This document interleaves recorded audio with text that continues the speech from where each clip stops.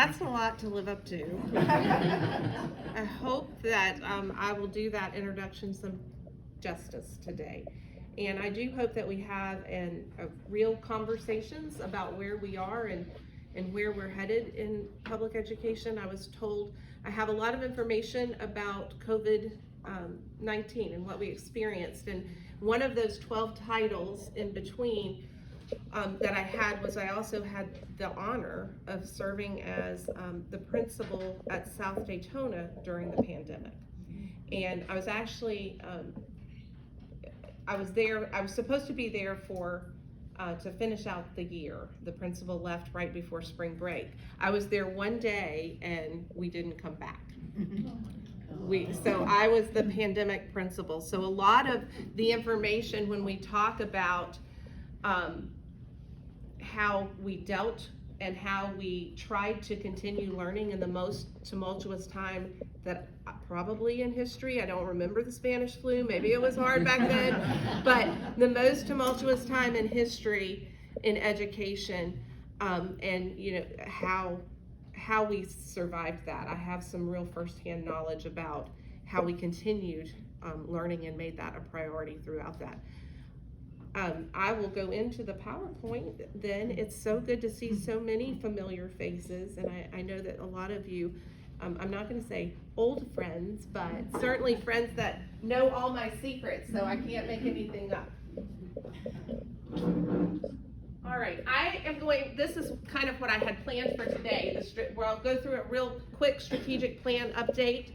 I want to give you some good news about our graduation rates, and actually we have someone here, Miss Ellis is personally responsible for a large part of that. Not personally responsible. I do want to talk to you about the progress monitoring that we are currently testing, and that's our new testing platform. And then I'll go through learning loss, and I have some slides about COVID and exactly how much instruction was missed. So let me start, actually, I'm missing a slide. I'm gonna start with the strategic plan. So we are at the end of a 3-year plan. And that plan includes 5 goals, all centered around academic achievement, because that's the business that we're in. We want to see our students succeed academically and be ready for what's next. This plan was adopted 3 years ago, and it is a 3-year plan. So we are preparing to start a new plan, which will probably be written over the summer and into the fall, and then implemented starting next school year. I can't imagine our goals remain the same. We're going to want students to be high achieving. What will change probably are the metrics by which we judge whether or not we're being successful. Our testing has changed. Everything has changed. How we deliver instruction has changed, and in a very short amount of time. Now, one of the things when this plan was written, remember it was written pre-COVID. So when you write a plan, you write, where do I want to be in 3 years? And it's almost like opening a time capsule when you read where we wanted to be in 3 years. And I am responsible for implementing our stock take, which is our monitoring process. And it's so interesting the things that COVID has impacted. It's not just learning loss, it's impacted teacher retention, it's impacted how we deliver, it's impacted facilities, how we think about how we design our classrooms, because those smaller spaces and collaborative grouping isn't always best if you're in the middle of a pandemic. So it has impacted a lot of different things. But this is our current strategic plan. Now I'm going to go back to graduation. So I have good news about graduation rates. And I'll show you the overall picture in a little bit, but this is our point of pride. And this is our subgroup data. When we look at those students who we were successfully able to get across the stage, our Black demographic group increased by 9 percentage points. Students with disabilities increased by 8.6 percentage points. Those are huge numbers and create huge opportunities for students. And I always tell people when I'm presenting numbers, just remember those numbers are children. Those numbers are people that have opportunities now that they wouldn't have had before if we hadn't got them across the stage. Our at-risk demographic group increased by 7.6, Hispanic by 6.9, economically disadvantaged by 5.9, ELL by 5.2, our white demographic group by 2.4, and New Smyrna Beach High School had 100% graduation rates for their Black and Hispanic demographics group. So kudos. Those are our points of pride. So when we look at the data, we look at this and we're excited. We're excited about going in and seeing what's working and what's not working so we can make those changes.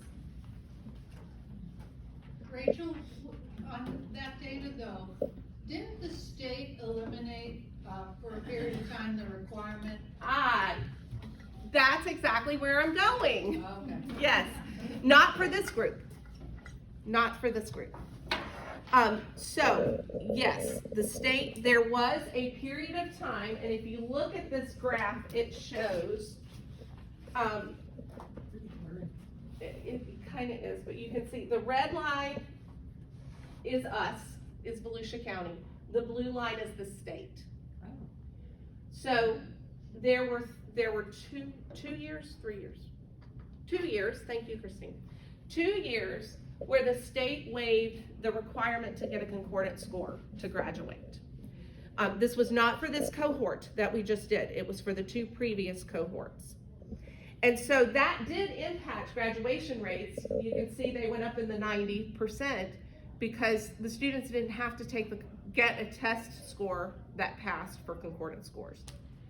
However, what we're very proud of is that despite now having to get that concordance score, for the first time with the concordance score, we're above the state average.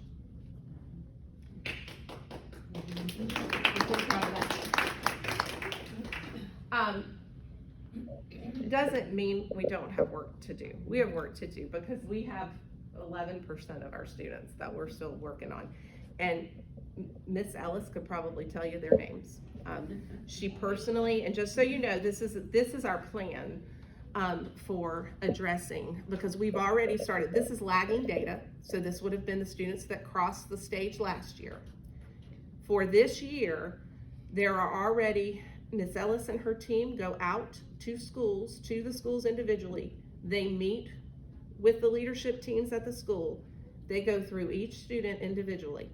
We have a database that can tell us exactly what they're missing, and they do an individualized plan for any student that we're missing. And they will track them down. It is almost fail-proof, right? We do everything we can. We do everything we can. And they are constantly monitoring that. We are constantly sending out updates. We have a live dashboard that our principals and counselors can go on to see exactly what a student still needs to graduate. And so we are very proud to say that we are above the state average. So that's happening at the district level, not a school level, that individual level? Yeah, at the school level. Our district team is going to the schools. Yeah, so the district is. Mm-hmm. Yes. It's happened at both. I mean, the schools are responsible for monitoring too, Yeah. but we're sending those teams in. So this is Volusia Public Schools, it's not private schools. I'm gonna let Christine answer that question. We provide the data on the students, anybody who uses our student information system. So we do have charter schools who use our student information system, which is Focus. So, for example, this year Burnside Tech has their first graduating cohort. They've never graduated a whole cohort, but we as Volusia County Schools still provide them this information because they track their students within our system. Right. So anyone who uses our system, we're able to provide them data. We don't necessarily have data to provide if they don't give it to us like a private school. So those do not interact with this particular system. Thank you. You're welcome. Now, we also include, our VOL numbers in there and Richard Milburn. Richard Milburn. Mhm. Any are included, alternatives? as well as our traditional schools. Is Richard Milburn in this? Okay. Yes. Now, Richard Milburn is not at 88%. Their demographics and who they get make it's a little more difficult, but they're included in the overall percentage. Yep.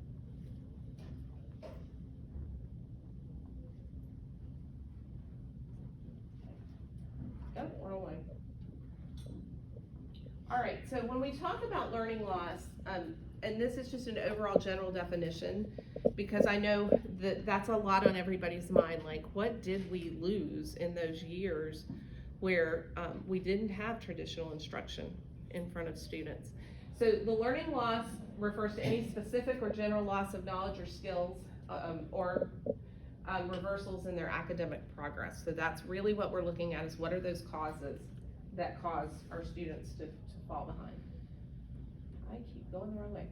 So I did a timeline so that, because honestly, it feels like we've been living in this cycle for a very, very long time.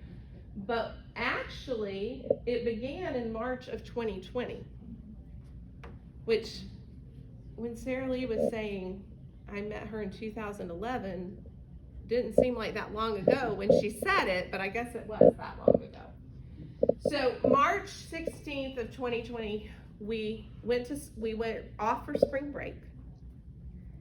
And then spring break got extended by a week. And then it got extended by 2 weeks, and it continued. So we had 35 hours of instruction, and that the way that is calculated is based on the number of minutes that we report to the state of actual instructional time in the week, and that's 35 hours. So we lost 35 hours because 1 week was an actual spring break.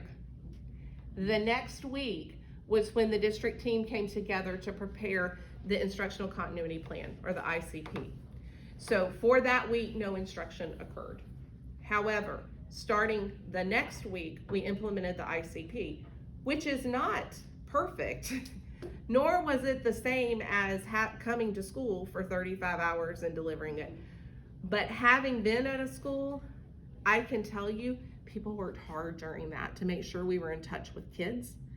I can also tell you, I don't know that reading instruction, math instruction was the first thing on everybody's mind, or children's mind, or their parents' mind at that time.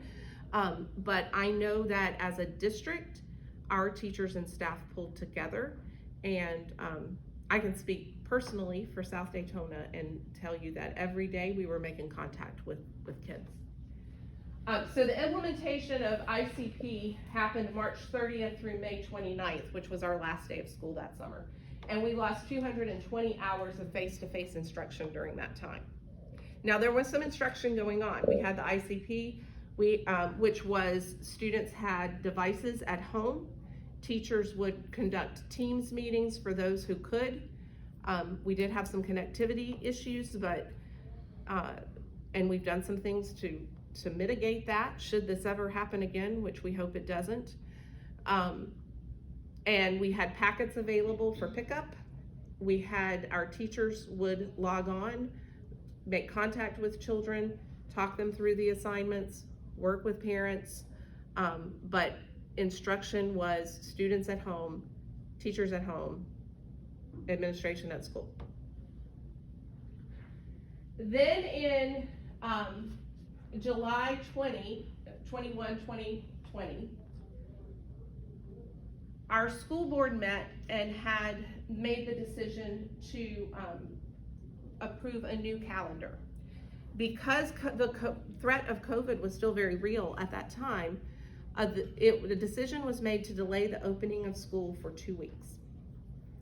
And during that time, our teachers did report they received professional development, but the decision was made to wait for 2 weeks. Now, we didn't extend the school year on the other end for 2 weeks There was some time made up, like on a professional learning day, early release day, was that I can't early? remember. Okay. I'd have had to prepare for that question. Yeah. There was time made up during the year, but not 2 weeks worth of time. So we had 25 hours of instruction lost at that time. And then in 21-22, we didn't really have any interruptions as a district, but there were many interruptions due to individual illnesses because people still had COVID, they were still out. But as a district, we did not shut down. September 28th through October 5th came Ian. Because if COVID wasn't enough, we threw in a couple of hurricanes. Hurricane Ian was 35 hours of instructional time lost. We had 7 hours of that were made up. And then Nicole came, where we had 10 hours of instruction lost. So you add all that up, and I believe it comes to about 13,000 minutes of instruction. Face-to-face instruction that our students have lost. So that's a lot to make up. So when you look at a plan for what do you do about that, we started looking at what are our opportunities for tutoring and remediation. How do we make sure our core curriculum is aligned to where we need it to be? Because you can't just keep doing what you've always been doing if we're not all in the same place anymore. So there had to be adjustments made to the core curriculum. And then how do we assess and monitor and know if what we're doing is the right thing to do? Now, part of that, the state implemented the new progress monitoring system, which I'll talk about in just a minute. But I'm going to specifically go into some of the targeted areas for remediation, and then I'll talk about the progress monitoring, and then we can have a discussion about any questions you have. So, one of the things that has really come about as a result of this pandemic is there's a lot of opportunities for grants, and there's a lot of money out there. Specifically that can be used for tutoring, and these are plans that we have implemented. When you add all this up, these are all individual grants that were written. Some are very, very, like the intensive after-school tutoring and weekend activities grant, it's very specific. It will pay for tutoring services, some materials, very limited materials that have to be approved, and that's really it. Now those tutoring services can occur on the weekend, but we have other grants that can be a little more flexible and include some online services if we want to use online tutoring. But know that with grant, it's not like here's the money, you figure out how to solve your learning loss problem. They say here's the money and here's what we want you to do with it. So we have to be very careful with how we spend the money.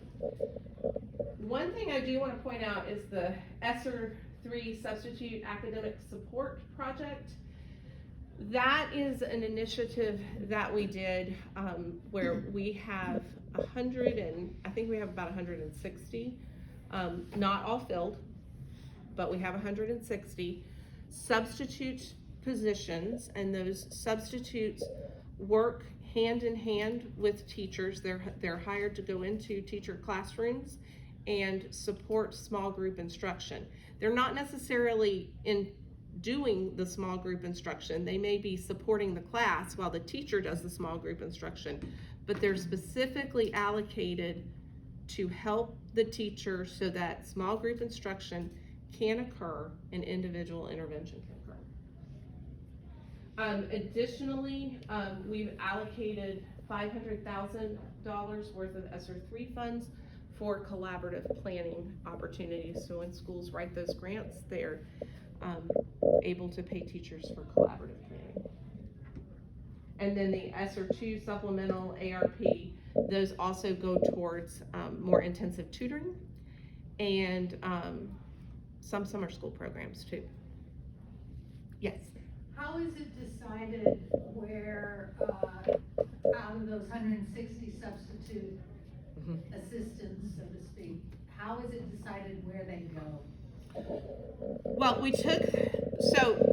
the allocation part of it, see, there's allocation part and then there's what we can do. You want me to be honest, right? Like, there's the allocation part. The allocation part of it started with the data, and we tiered the schools based on what their data was and allocated towards those subjects that needed the most intensive support. So you may have a school that had some deficiencies in reading, and we're gonna put some subs there to help those teachers, but maybe math looked pretty good.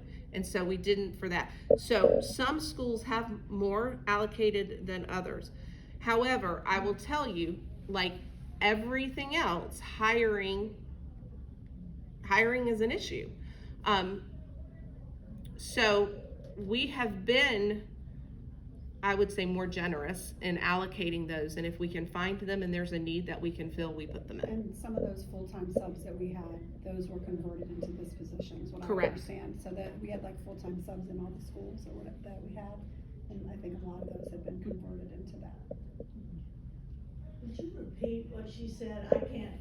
Oh, yeah, she said some of the full-time subs that we had previously took those positions. But now it's just a substitute position. It's not benefited. What does ESSER mean? ESSER is the, do you know what the acronym stands Yeah. for? Elementary. Go, elementary. Elementary, secondary school, School. emergency relief. And does that come from the federal? Very good. It is a federal allocation, yes. It is a federal allocation that is allocated in order, and the reason it was allocated was to mitigate the damages caused by COVID. And there's several different layers. Initially, you can see we're on ESSER 3 at this point. So there was an initial rollout of some monies that went to the district that, again, it's a grant. Now, ESSER is an entitlement grant, which means you get the money. You've just got to make sure your plan falls within what they are. We did not have to write it as a competitive grant. Two questions. With the substitute situation, I know that hiring is an issue. We've talked about that before. Can you share if we're focused primarily on elementary or secondary with those subs? And then my wondering is if the allocations are if we're not spending the money because we have not been able to hire someone, is there the ability to roll some of that 1.1 million into that collaborative planning project so that the teachers who are Yes. in the district would get funded to plan? Yes. So yes, Elizabeth, that's a great question. So the first answer was about levels. They were allocated to elementary and middle schools. The high school is a little bit of a different beast as far as content-specific teachers, and putting someone in there isn't necessarily, the logistics of it didn't work out. So their elementary and middle schools are who they're allocated to. And this is one grant. So we broke it down by this based on the budget that we did with the initial allocation. But yes, any monies not spent can be used back and forth. And I could go even further into that. These grants were allocated to schools on a per pupil allocation, which means that every school gets so much money based on how many students they have. This collaborative project is based on the plans that the schools submit. So each school leadership team works with our federal grants department to see what they need, what they think they can fill, how they can fill that, and then once those plans are approved, those monies are spent. So those numbers may look different in the end. It may be that the sub money goes to collaboratively. Does all this grant money that's coming from the federal government, does it go to the state first and then the state reallocates to the localities? Correct. Correct. Yes. When you spoke about the money and the different data, I just was curious about transformation schools and how is that, and I know that's possibly another whole subject, but how are they, the eligibility, how is that? Okay, Where they are? so transformation schools, as everybody knows, those are our schools that are our D schools. We don't have any F schools, so they're our D schools, and our schools that are particularly at risk. They are part of this.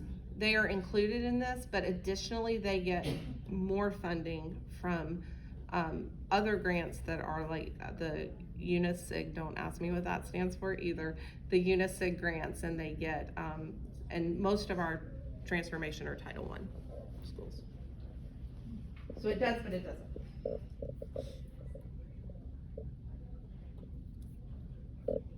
So this, I'm just gonna go a little bit deeper into a few of these grants, and then I wanna kind of switch gears and go to our new assessment system, because I know there were some questions about that. This is the Intensive After School Tutoring and Weekend Academies grant. I always wanna say activities, but it's academies. And like I said, this is on a per pupil allocation, so that means it was divided amongst all the students, and however many students you have at your school, you get that number times whatever the allocation was. You can purchase materials with this. The materials have to be vetted through the curriculum and school improvement process. You can have before or after school activities, but the focus must be on literacy, STEM, or civics, which is everything we teach except for special area. So that works out well for us. They do encourage through this grant weekend boot camps that have a focus, and it particularly on STEM activities. Is that like what Campbell's doing, Rachel? Yes, Okay. and I think it's through this. Yes, Okay. yes. It was board approved on November the 15th. Now it takes some time for the feds to roll out the money, and then it goes to the state, and then we get it. So it was board approved on the 15th. It is a 2-year grant, so the money will be carried over for 2 years for us to accomplish these goals. And the activities must be completed for this year by June 2nd, 2023. And this actually came from the school board meeting a few weeks ago, so we now have DOE approval. It's no longer pending. Do many students take advantage of this? You know, that's a great question. And I don't have Campbell the turnout. specific data, but I can tell you the feedback I'm hearing gives me the impression that we have more than ever. Now, I will tell you, we haven't been able to offer this extensive amount of tutoring that we have right now before. I know that for a fact, that we haven't been able to offer this much. So that in itself lends it, but in addition, I've seen, and you may have seen on some school marquees, like, do you need tutoring? Call this number and we'll put you in the right tutoring program. So I think we're seeing more. I don't have those numbers yet, though. And these tutoring opportunities, these are rolling out to our certificated instructional personnel, or are you pulling the sub folks to provide some of this stuff? No, it's certificated people. These grants require certificated people. I'm sorry, follow up. Can retirees provide some of this? Like, We are working on that, yes. As long as they have a certificate, we think we can. So we are working on that piece of it, so yes. anyone in the room hear that? You still have a certificate? Yeah. I'm trying to help you, Rachel. I appreciate it, yes, yes, there's plenty. That's great, we'll take you. The ESSER 2 supplemental programming grant is also, STEM is very popular, but that's good because that's the science, technology, engineering, math, we want that. This one has a little broader scope of things you can do because it also includes things like academic clubs that can be sponsored. Art and literacy is included. You can do book clubs, you can do academic tutoring, and this one allows you to do virtual tutoring as well, which we're exploring. Yep. again, this is a 1-year grant, so we've gotta get this money spent. And then the ARP supplemental programming grant, also a per pupil allocation. This one allows us to buy some site licenses, academic materials, and non-capitalized equipment. So that's equipment that, it could be technology equipment that's not a certain threshold of money that it costs. And that is a 2-year grant. And then this is the substitute and collaborative planning grant that we talked about earlier. This is part of our ESSER 3 allocation. This is something that we allocated, and you can see they're on the same slide because we can adjust if we need to based on the interest that we get from our teachers and schools. So those are our grants and our plan of attack for learning loss. Do you have any questions so far? Do they all last 2 years or just? One of them is 1 year.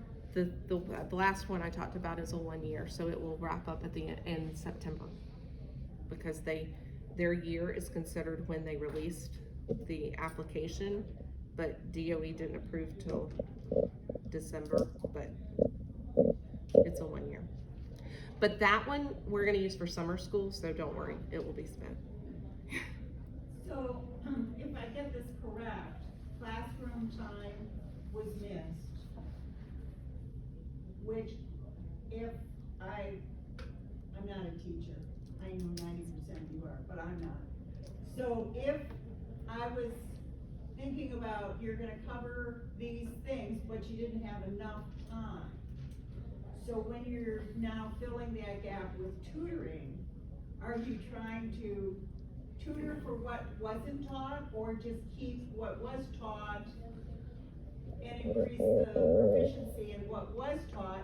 You're still missing what was missing? Right. We will never be, we can't go back in time and make up that time face to face. But what we can do is see where students are and fill those gaps, because you really can't move forward until those gaps are filled. So that's, and I know there's former teachers in the room who are probably thinking, yeah, I mean, you really have to meet the kids where they are and keep them moving forward. Now, we did have to make changes in our curriculum maps for where our students were. We built in date remediation time within our curriculum maps because we know that we're presenting standards that they haven't seen. But time with a teacher is so valuable. To make that up, and you know, I don't want to go down this rabbit hole, but I feel like I would be remiss if I didn't mention, we don't just have the impact of the learning loss. There was some serious mental health and social time that was missed, and all of our staff is dealing with that. I mean, and it's real. The social adjustment and not being with your friends for all those years is really, during those very formative years, was hard on the kids. I'm curious about the collaboration between teachers. Do they team teach or? Some do. Not all of them do. She was curious about the collaborative planning piece for the teachers, and she asked if they team teach. We do have teachers that team teach. We don't mandate it. We don't require that. That is up to the individual school for them to work out. When we say collaborative planning, this is time for a grade level to come together and as a whole and plan out what we'll be presenting next week. Make sure we're staying on pace and that lessons are similar. I mean, teachers are individuals, so you're not going to get the same lesson if you walk, but make sure we're all teaching the same standard. Yep. Yes. I can offer an example. 3 years ago, my grandson was an 8th grader, Sport of Beach Middle. He missed his last quarter because of the schools being closed. It was algebra year. Now Now, the EOC, which is the end of course exam for algebra, is required. You know, you have to pass it in order to get a diploma. So he went into his freshman year taking geometry, was struggling with geometry, but loved algebra. So that summer, 2 summers ago, he took one of these tutoring, mentoring, you know, cutting into his learning loss. He took algebra again, but they did an assessment of what the kids knew, what they didn't know, what concepts they needed to pick up, what they needed to be reviewed. So there's always an assessment done of students ahead of time. And so over that period of time, he got caught up, he was renewed, he felt so much more comfortable. And then they gave the EOC, the end of course exam, at the end of class immediately, and he passed. So he was extremely grateful, because normally it was the first time we had really robust academic for regular students in summertime. We didn't have summer school for that beforehand. But it has helped so many kids regain their confidence, get their certifications in, especially at the high school level. And it's really been a blessing in disguise, and because it does go back and it looks at what the kids know, what they don't know. And now he's a successful junior, knowing that a lot of his requirements for graduation are taken care of. But it's those kids at that middle school and early high school level who are very much at, I guess, At risk. well, yeah, at risk, because they still had all these years ahead of them that they still had to take courses that were built on courses that they missed. Yeah.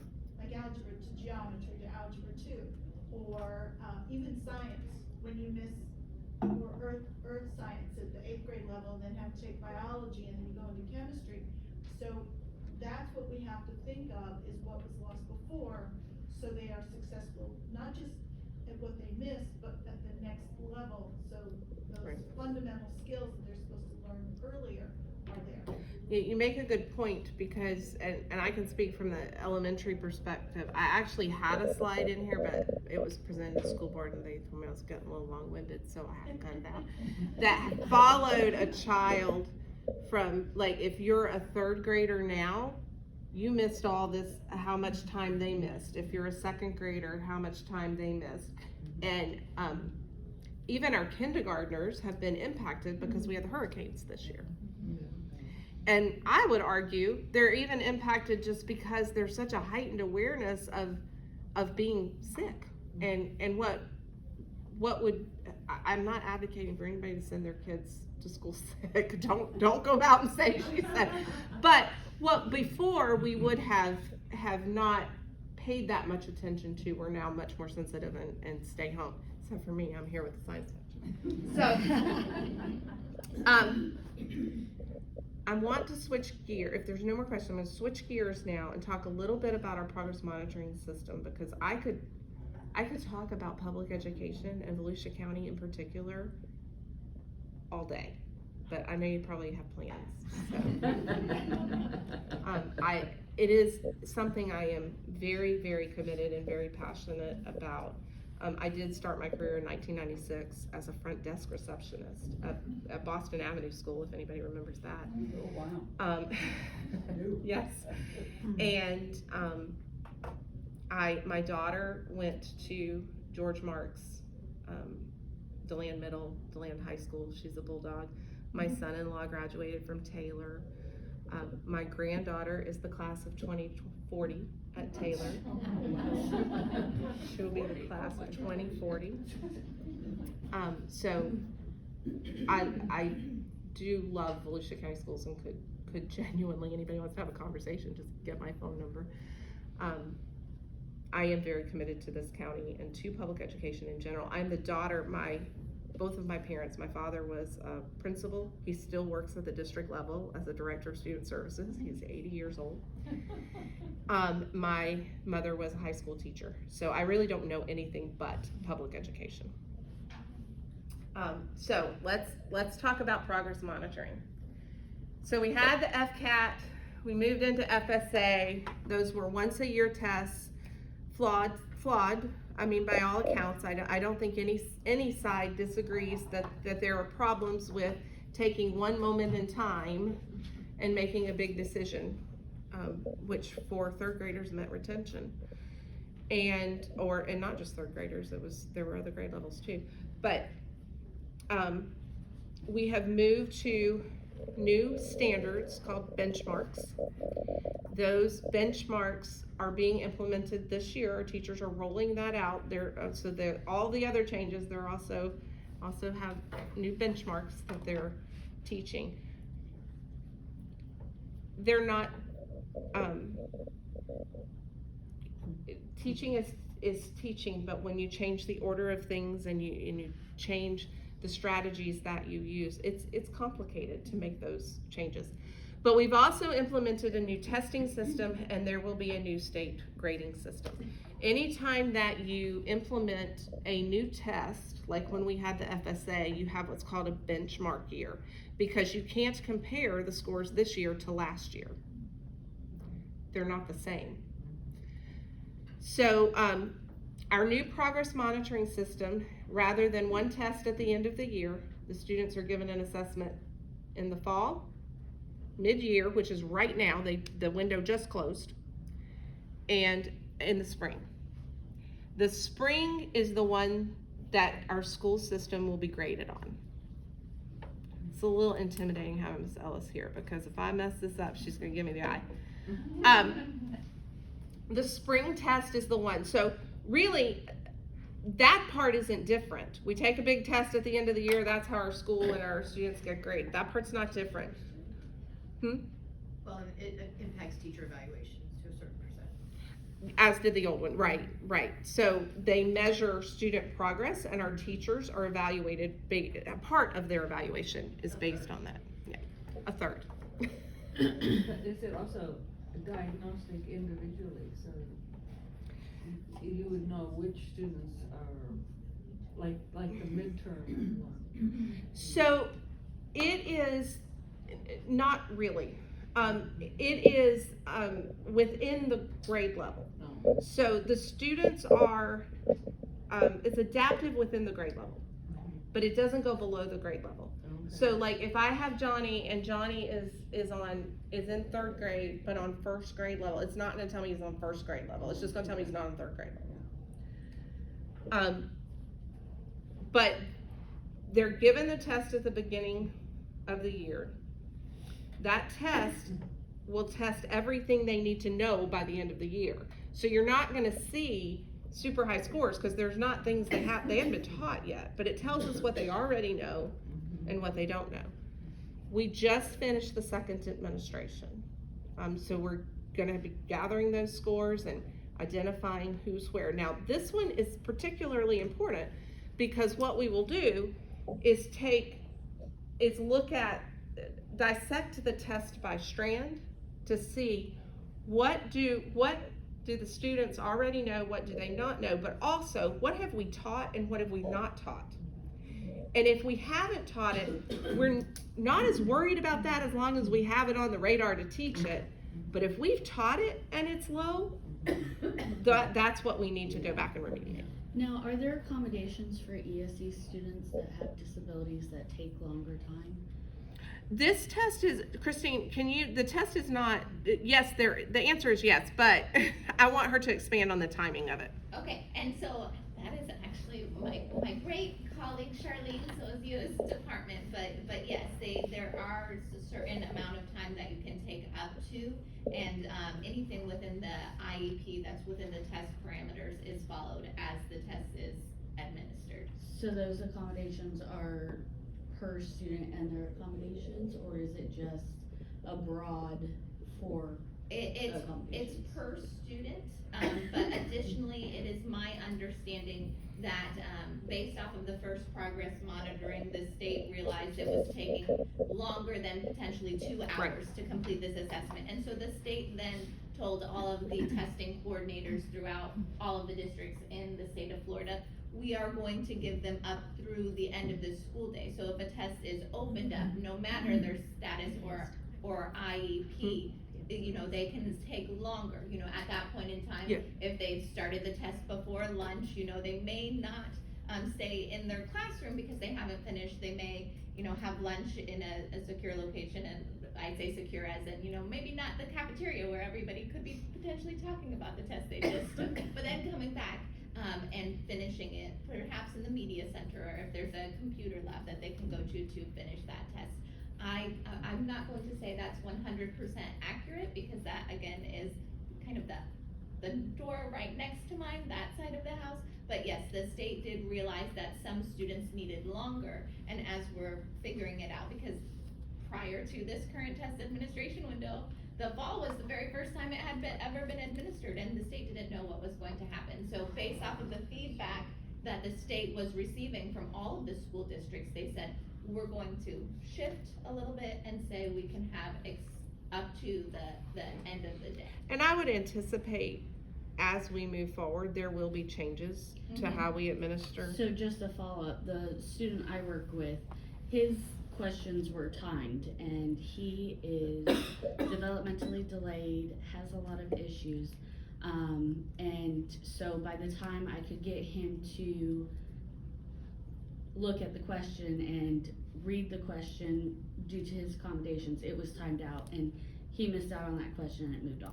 Well, and I think that depends on the type of question that it is, And I think and that's what only- it's measuring. I believe, and I could be wrong again, I believe that's only the cases that a primary student and K through 2 student, because the STAR early literacy, I know is a timed assessment. So depending on the grade level, but again, K through 2, those test scores do not impact school grades. I was actually, that assessment was written by a different company, so it has different parameters. So if there is a parameter of an assessment built in that, I'm just going to go into a little bit of testing statistics, they nationally norm these assessments. And so if it's within the parameters of the test to say it needs to be completed or this amount of time, some tests say this test is not appropriate for a calculator to be used, because the norming of the assessment says that shouldn't be in place. Yes. Yeah. So, and it also depends on what they're trying to measure. So if you're trying to measure fluency, those are timed, and there's not really an accommodation you can make and measure fluency if you don't time it. Now, let me just real briefly, and then I promise I'm done, I want to talk about how districts will be graded. Because I know that's a question that a lot of people have, and it is a little confusing. So the scores are not the same. They're not going to be the cut scores of I got to get 62 points to get an A. We don't really know what that is. And we can't factor in this year anyway learning gains, because we don't have a previous year's assessment to measure it against. So we will be graded on proficiency only. So when our districts used to have a report card and they would have math, they would have a % proficient, there's some points. Then you would have a % of your learning, of your lowest 25% that made learning gains, that's a point. Then you would have learning gains, that's a couple of points. We will only have % proficient. So there's significantly less points that a school district can earn. Now graduation rates are still a part of that, and acceleration is still included. But the learning gains part will not be included. What the DOE, I guess it was DOE, originally had said this will be a hold harmless year. Now, let me explain what hold harmless means. Hold harmless means that if a school were to fall into transformation status, they would not necessarily be put on the same sanctions as another school, but it doesn't mean that the schools aren't going to be graded. The schools will be graded. Our district will be graded. And the way they are going to grade us is they're going to take, so last year, there were 14 districts that got an A grade. There will be 14 districts that get an A grade this next year. There were, I don't remember how many Bs, 20-something B districts last year. There will be 20-something B districts this year. there were 40-something C districts, there will be 40-something C districts. Now, the order may change. We beat out some other counties, we may move up in a grade, but there will only be 14, and in the schools, the same. However many A schools we had last year is how many we will have this year. So I'm just gonna say something, cause I know you can't, so I'm gonna say it as the president of the union, okay? As some of you are retired educators, but everybody in the room has common sense, right? So how do you go into something and say, and think about it as if you were previously an educator, well, I'm only gonna give out 14 A's in this class. Yeah. I'm only gonna give out, so it's not based on the individual achievement, right? There is no, adjustment of the cut scores or your traditional bell curve. We're gonna say, I've got this many, A's to give out, this many, I'm gonna say, speaking as the union president, not as a Volusia County Schools employee right now, how fraudulent. That's my own comment. I think my, Rachel. Yes. I think my issue with the whole way that they're doing this, cause it is a bell curve in a way, is that what I said that, and I Yeah. was very quickly corrected by our REA coordinator, who's a psychometrician. It's not actually a bell Okay, well, but it does seem that way to me it does too. seem that way when you think about it, but what I'm hearing concerns about from all the schools I'm in is that where this year really was supposed to be a year where they felt like they were gonna be held harmless and it was gonna be the year to set the level, the baseline.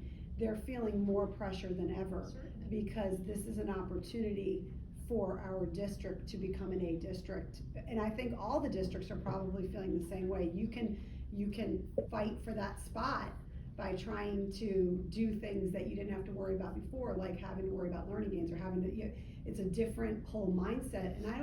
And some of the tactics that I'm hearing about that the district is doing, I'll be quite honest with you, and I would say this to Rachel, so I might as well just say it right out loud. I don't agree with them that they're good for children. I think we're looking at kids and we're figuring out which kid is right close to getting, to the next level, and so we're targeting those children more than we're targeting these children, and I worry a lot about where the kids are, where the learning losses really are, and how we still have to keep them on pace to do whatever they have to do regardless of how far they've fallen behind. And it's causing an enormous amount of stress in our classrooms and on our teachers. And I am just saying this as a substitute teacher who's been in 26 of our schools. So, I mean, it's really kind of disappointing in the way that the state set this up this year. Well, I thought when you started talking about this thing, progress monitoring, and I did get an aha moment when you said, but we're tested at the end of the year and we will be graded. I thought, did I not hear this? This is a year where we're held harmless. Did I hear that or did I not hear that? You heard that. But we're really not being held harmless because we are gonna get graded. We're held harmless in the sense that the sanctions that would normally come with those won't be necessarily implemented. But if you start grading, again, But they are graded. This is what I meant when I said, we're not here to shoot the messenger, okay? So, let me do it first. No, and I joke because this is not, but the frustration level is that we were sold a bill of goods, that we were gonna end the silliness of testing at a certain point in time and using it to be all end all. When in fact, no, we're not gonna do that, we're gonna keep on doing that. And that truly after 2.5 years of tragedy and horrific implications to our families, all demographics, we're still gonna act like we can grade everybody. So it's in the details, Sarah Lee. It's always in the details, and that's when you have to look very close. And I understand that there are obligations that VCS has. I understand that in your department and as the deputy superintendent and even Dr. Balgobin as the superintendent, there are thresholds and standards that must be maintained. I get it, when our district is, not an A or a B district, property values go down, neighborhoods can't sell homes, I mean, I don't know if that's ever gonna be true in Volusia anymore if you drive down LPGA, but nonetheless, what my concern is the most, and I think Kim hit on it, and I'm hoping everybody in here agrees, is are our children authentically and genuinely learning so that they can become productive citizens in our community who can give back, who can function independently after they walk across that stage? Or are we using every strategy, and this is no slight, are we using every strategy, are we using every possible opportunity to get the right number of points in the right column so that they get across the stage? And every student in our district is not college bound. I have 2 children who are in the trades, and I'm very grateful that the trades still exist, because they will be able to get off the Albert payroll and live independently, right? But that's my concern, is are we making sure that the numbers are in the right columns so that as a district we can maintain a certain level of function, what have you, playing the game, so to speak, but are the children gonna be successful when they leave us? That's my biggest concern. And I'm not Shanghaiing them. A lot of us, I think we can all agree, we want our children to be thinkers and problem solvers. Not now. No, thinking isn't in the curriculum. And that's, you know, the old cartoon, which you have the student with the head and the head's chopped off, and they're just pouring in A, B, C's and math into that. I think that's what the state is now doing to us, to our kids, just throwing it in by controlling the curriculum maps and controlling this progress monitoring. It's just content, instead of what do you want to do with the content, no matter what it is. We have to have thinkers and problem solvers, and we are, I guess, handicapped so much by the state, and it's a terrible word to use, because I grew up in communist, right, Judy, in the area where the state meant control, and we are being controlled so much to the point where we're really being pointed to annihilation. I will say, I wanna say 2 things, not to make myself public enemy number 1, but just to say, all of these grants are not targeted towards certain students. I mean, our students who are below, certainly we're going to, but there's not a system that's designed at our level to say, go in and only and pick and choose. Now, when you have resources, I trust our schools are making the best decisions that they can with the resources that they're given. However, and I also want to say the one good thing about the progress monitoring that I do appreciate beyond is that, and I think that there's a lot that they could work on as far as the timing aspect. We've already seen some improvements of that. And I know that they'll refine the test and we'll learn from it, but at least we are getting some information before the big day. And that part is helpful. Now, where we go next as a district is we have to ensure that information, once we get comfortable with it and we know it's reliable and that we can depend on it to tell us what kids know and what they don't know, and then and at the same time, and I know Christine Ellis can attest to this, we're working on our own in-house assessments to pare those down, put that control back in the schools so that we can start making some decisions and not, none of us want our kids being tested all day long. In a time where we've had so much academic loss, we've also had social emotional loss. And I feel like instead of focusing on that loss to help our students learn how to cope with the loss of family members and staff members to cope with the loss of family members, since we don't have bereavement pay in Volusia County schools, that should be a primary focus instead of academics. Yes, we want them to learn what they need to learn, but they also need to learn how to handle their emotions and cope, because we have seen a climb and a huge rise in behavioral issues in schools, and that is a direct correlation to the time we had off.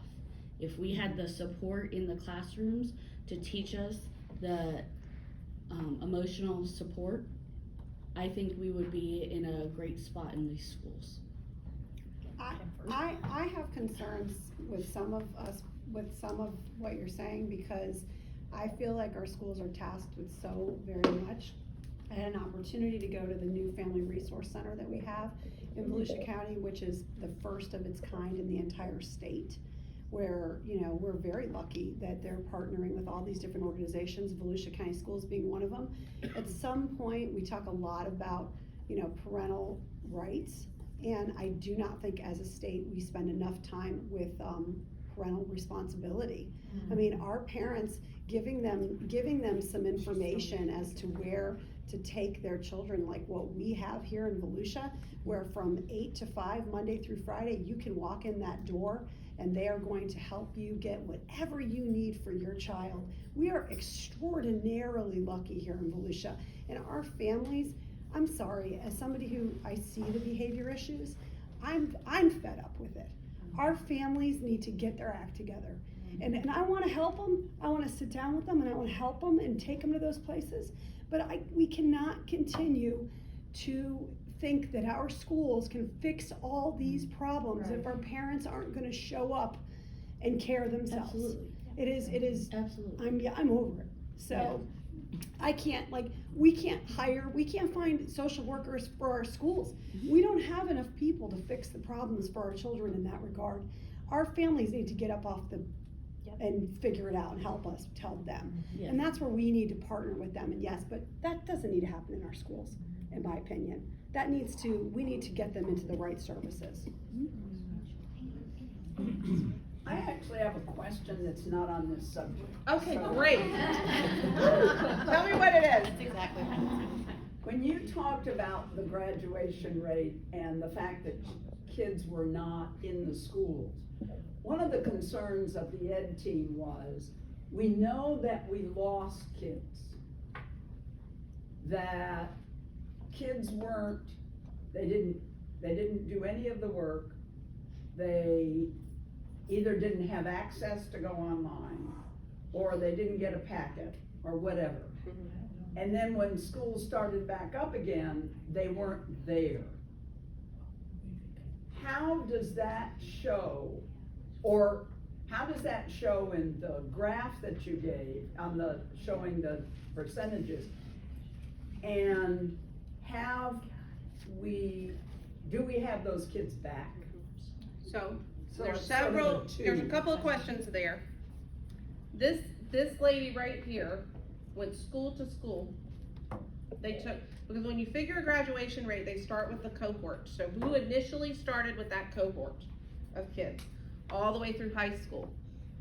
She has Excel spreadsheets about her Excel spreadsheets that have kids' names, who they are, where they are. Some kids moved. We track them down to find out where they are to ensure that we're coding them correctly. There are very, very few kids that we have not been able to track. And I will tell you from the elementary, that's the high school side. She could probably tell you the names of the kids we haven't been able to track, and there's very few. It is very few. All of the schools happen to know those individuals, and just so that everybody knows, the converse or the opposite of our graduation rate doesn't mean dropouts. Right. So some of those students, and I'll tell you as Christina and Ellis, not a Volusia County school employee, some of those students happen to be 5th year seniors, and it took them an extra 2 months to make up a credit or to have the opportunity to take another examination and pass it in order to. Thank you for So saying that. they graduated They received an actual state certified diploma in October of this school year. However, it cannot count towards our federal graduation rate because they did not graduate within the 4 years possible. So there are some students, and it's a very small percentage, who started coming to school and left school, and then we're making social worker visits. We can't find that student, but there are students who withdraw because they'd like to attempt a GED instead and have that be their path. There's high school students who are working and they're making money and they're managers at restaurants, and that's interfering, and they say, I'm no longer going to go to school, and depending on their age, their parent can come in and they can withdraw them. But there's a very small percentage of students that are on there who we're thinking, oh, they didn't graduate because we didn't know where they are. That's a very small percentage of our And students. I will tell you that during that time, during the ICP, I mean, I can only speak for the school that I was with, but every single day, I met with every single grade level on Teams, and they reported out to me, here's the kids that I've been able to contact, here's who I can't find, and here's what I've done. And when I got the list of who they can't find, I went to their houses, and we found them. So we had very, very few. All right, no more questions. Sorry. Sorry. We actually are a little bit over. Rachel, thank you. Oh, very much.